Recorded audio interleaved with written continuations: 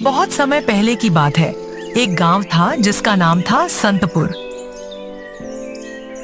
ये गांव अपनी सादगी, एकता और प्रेम के लिए जाना जाता था। लेकिन इसी गांव में एक आदमी रहता था जिसका नाम था रघु। रघु लालची और चालाक था। वह हमेशा दूसरों का हक मारने और खुद को लाभ पहुंचाने की कोशिश में रहता था। उसे बस अपनी फिक्र रहती थी और उसके लालच की वजह से कई लोग परेशान थे। रघु ने एक बार गांव वालों को धोखे से अपनी जमीन बेचकर उनसे बड़ी रकम ऐंठ ली। गांव वाले उस पर भरोसा कर बैठे थे, लेकिन उसे जरा भी अफसोस नहीं हुआ। उसके मन में सिर्फ एक ही चीज थी, पैसा। अरे जो भी हो, पैसा हाथ में आना चाहिए। लोग क्या सोचते हैं, इससे मुझे क्या फर्क पड़ता है। गांव में एक बुजुर्ग बाबा भी रहते थे जिनका नाम हरि राम था। लोग उन्हें आदर से सुनते थे और उनकी सलाह मानते थे। एक दिन बाबा ने रघु को बुलाया और उसे समझाने की कोशिश की। रघु बेटा, दूसरों का हक छीन कर कभी सुख नहीं मिलेगा। जैसी करनी वैसी भरनी, ये बात हमेशा याद रखनी चाहिए। बाबा, मुझे इन सब बातों में कोई रुचि नहीं है। पैसा ही मेरे लिए सब कुछ है। कुछ ही दिनों बाद रघु ने गांव के एक और किसान रामू की जमीन पर कब्जा करने की योजना बनाई।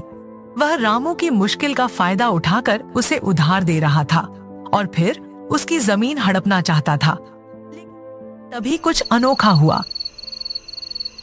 एक रात जब रघु अपने घर में सो रहा था, उसे एक अजीब सपना आया। क्या आपको लगता है कि रघु के साथ कुछ बुरा होने वाला है? अगर हाँ, तो इस वीडियो को लाइक करें और अपने नाम को कमेंट में लिखें।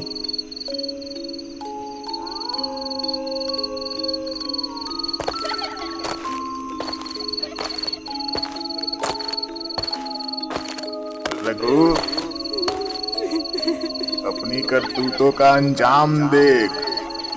और वो शख्स जिससे तुमने अन्याय किया है, वो तुझे यहीं मिलेगा। रघु ने चारों ओर देखा तो उसे अपने पास कई लोगों की परछाइयां दिखने लगी।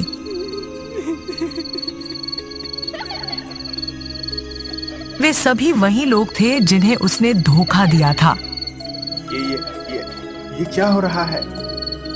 मुझे छोड़ दो, मैंने कुछ नहीं किया। मुझे छोड़ दो।